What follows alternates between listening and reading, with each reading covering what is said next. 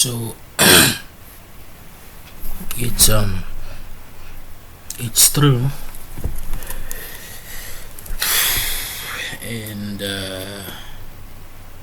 as usual, it brings something for me to talk about. And what I said was true was the effect of power. You know, most of us on this planet in the world have been raised and, and told to an extent to believe that America is what a mature democracy looks like.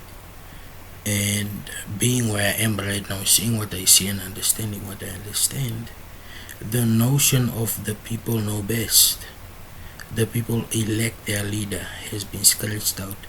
And that's the disruption being caused at the moment by the current Republican candidate that everybody can stand, is that the people are the ones that are speaking for him. They are the ones that are going to the ballot. They are the ones that are saying we support him and not the establishment. And this in turn creates this sense of these two parties. If there are two parties, they are democratic. What is democracy to them? After all these years, these two parties have imbued on the people a sense of philosophical living and ideology in a certain perspective. And depending on the leader that was in charge, this ideology was carried forward or swatted in the background. And this brings me to Zimbabwe. Zimbabwe, you have Mugabe. Mugabe is being chosen to be the leader of his party, the main candidate of his party, because his party wants to win. Now his party wants to win using his reputation and his longevity. And this is considered dictatorship, but it's not dictatorship within the party, because the party can collapse him at any time. The same thing happening in America. How is it different from what's happening in Zimbabwe, where you had two candidates, one endorsed by the West, one endorsed by Zimbabwe themselves? And by themselves, I mean the elite, the opportunist, the guilty who wanted to stay in power protected. And the guilty also including the guy that decided to take Western funding, Western media, Western propaganda in order to put his will forth in Zimbabwe. But what if the same thing happened to America? Because now we see people going against Donald Trump, prominent people. Are they democratic? I thought democracy meant people decide, people choose. But it seems the people are not as trusted as we thought. Of course, one of the CNN correspondents said it right when he said that this is private clubs choosing which one of their shiny candidates that they can put up there. And Trump doesn't seem to be a yes man. He doesn't seem to be a puppet. He doesn't seem to be someone who would say, okay, because you endorsed me and you brought me here, I owe you. He seems like the kind of guy that will say, screw you.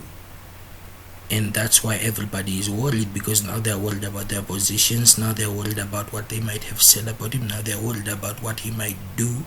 Now they're worried about how it will look to the outside world. So this big secret that's been kept in America has finally come out, and we start to sort of see American politics for what it is, as opposed to the infrastructure and the technological advancements that they have made, as well as the pure pragmatic approach that they have after elections, which has started to falter.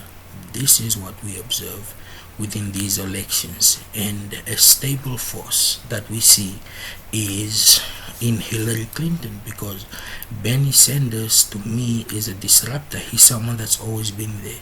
If you want to create a union for America, you would choose Bernie Sanders. But you don't want a union for America, you want a CEO for America, because America dictates a lot of what goes around in the world. And it seems to people that they don't trust Donald Trump because of what he says, which isn't in private, which is what a lot of people have been censored from saying, and a lot of people have been trained from saying And he's basically just putting it out there. He is showing the elections for what it is, which is a populist movement. Because after that, when those two nominees go head to head in the primary, that's when you have the actual elections. And the actual elections is one party, the other party backing the other party. But here's the disruption. Now you have a lot of Republicans that want to go to the Democrats by vote. Why? Because of this disruption that Donald Trump has dared to bring forth. And now conservatism doesn't seem like progressiveness, and the Democratic Party is going on about how it's progressive, and the Republican Party is speaking about how it's conservative. But how is conservatism in respect with the world? And that is vital. America is a superpower. If you speak of conservatism, then you say that will of conservatism should also be applied on the world. And that's why you have this big recoil by people, because people are more connected nowadays. Nowadays, you can have someone experience the Congo experience, even though they are American. You can have someone in Kenya experience the American experience, even though they are not in America. So this sense of duality, this sense of this big question mark, is what makes this very interesting, and at the same time it makes it a very good case to study. Because let's not only focus on America, let's look at other countries like Italy, which has now, it's a socialist country, and now they have 4 parties. That means 4 people that want to represent different issues. So what we have here, as with Syria, is a global political disruption where people want to vote the right way, and the right way is the democratic way, and the democratic way is the way by which a particular individual and his support pitch you the way forward, and it is attached to the past, the bad and the good, about how you can move forward and be more progressive. And that ideology is the ideology that ISIS wants to put forward to the people. They say that they are the ones that allow people to choose, while all the opponents are the ones that force people to choose. So this is where democracy falls in, and it's different from the democracy that we know, because I've realized now that democracy means different things for different people. Globally, it means the ability to choose your leader, but to some establishments, it's like the America, it's about the ability to choose the right responsible leader. And this is a leader who a lot of responsible people proclaim to be fit to be a candidate for a responsible role. And when you look at places like Syria, you have a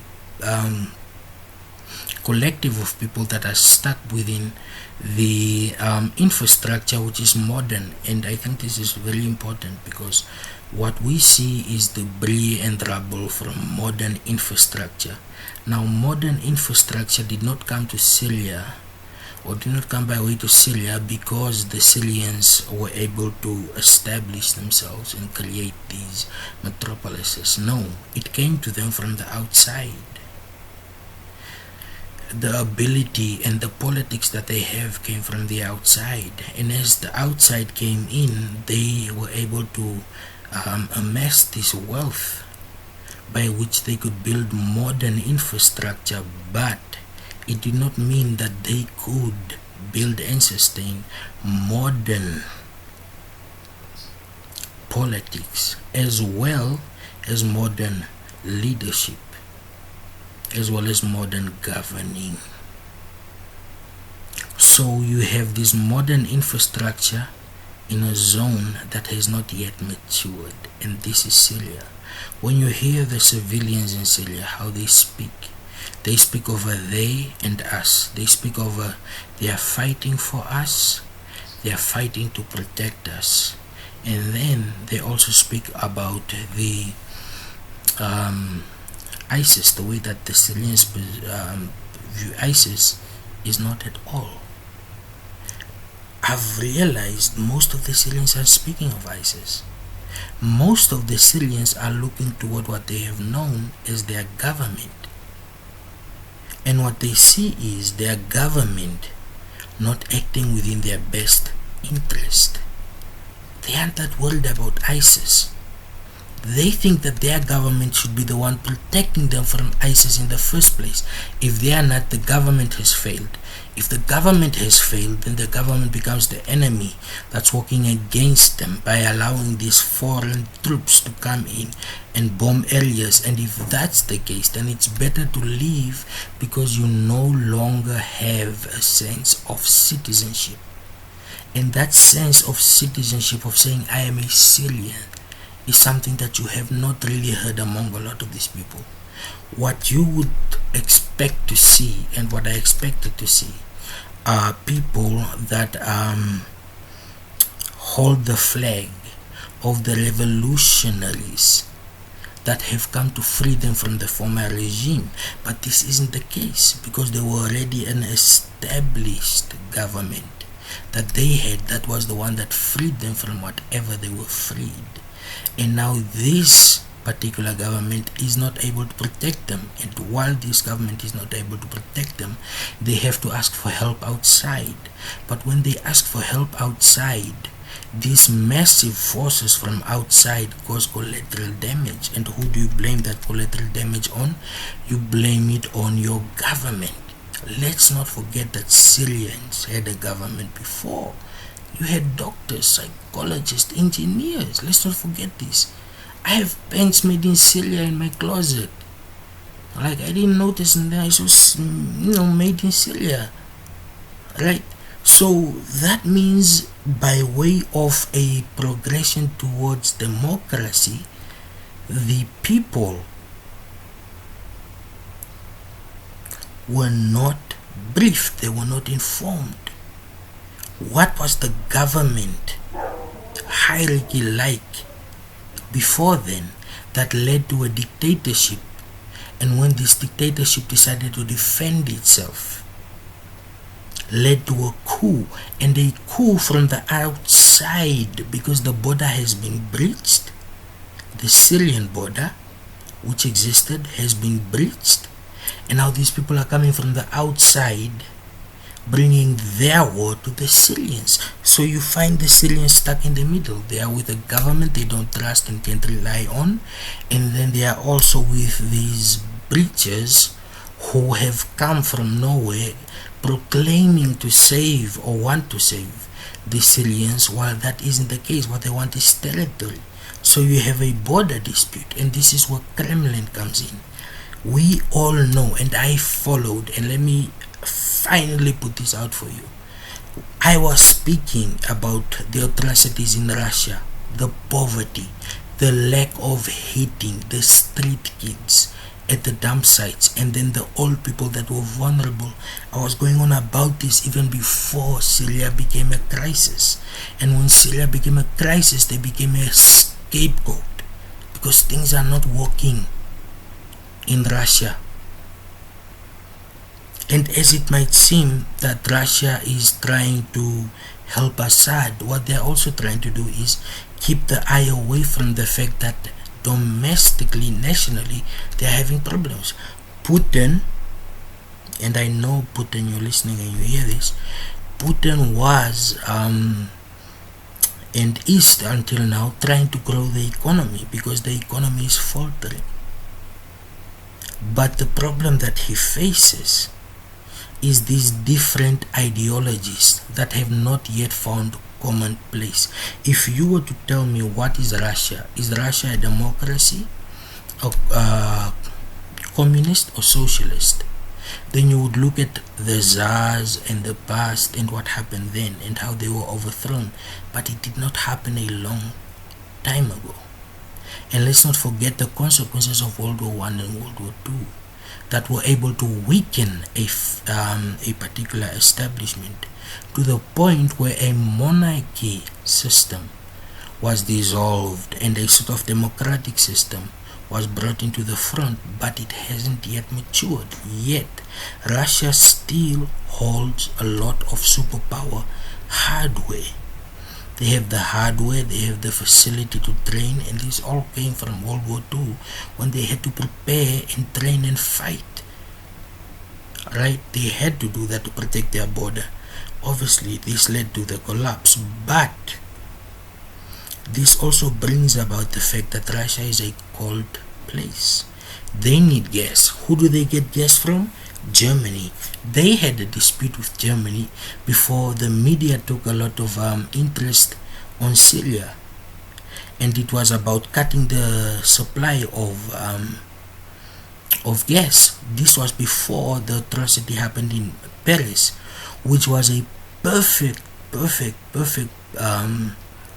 incident for the Russians to say, we are actually useful to you, Germany, because give us the gas that we need and we'll protect you from terrorists.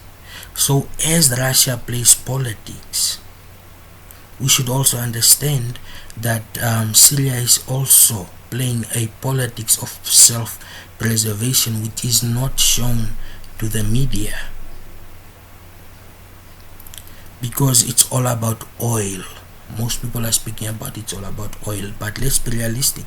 America is trying to go green. America has enough oil. As a matter of fact, so much oil that the price of oil is troublesome. So this isn't a war on oil again, like Iraq was, where people were saying it was a war about oil and it wasn't about weapons of mass destruction. Okay, cool. That was an event. I know the details of 9/11. I won't reveal them. Forget that. Put it in the pocket. This is about Syria.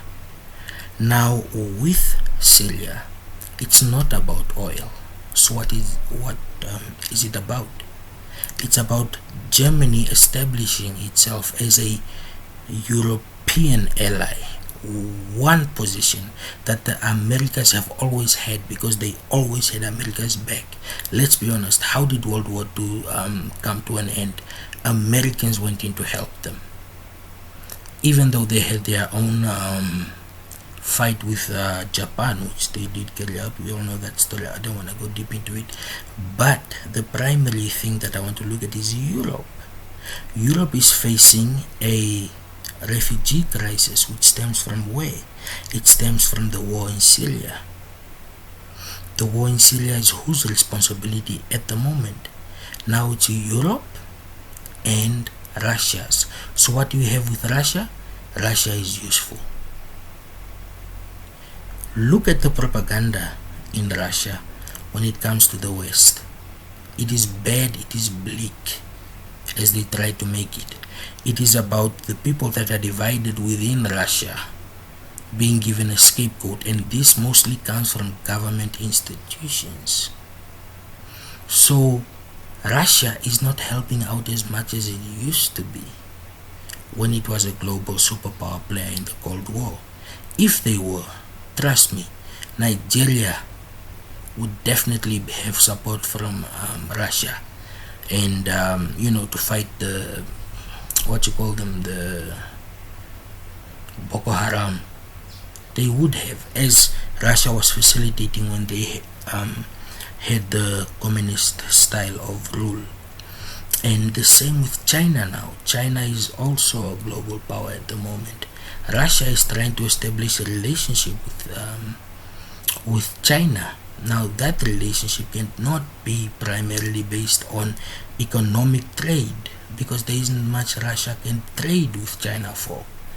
This is why you have Africa, which is being used by China because it has a lot to trade, and you have America, which is being used as trade because of their currency strength.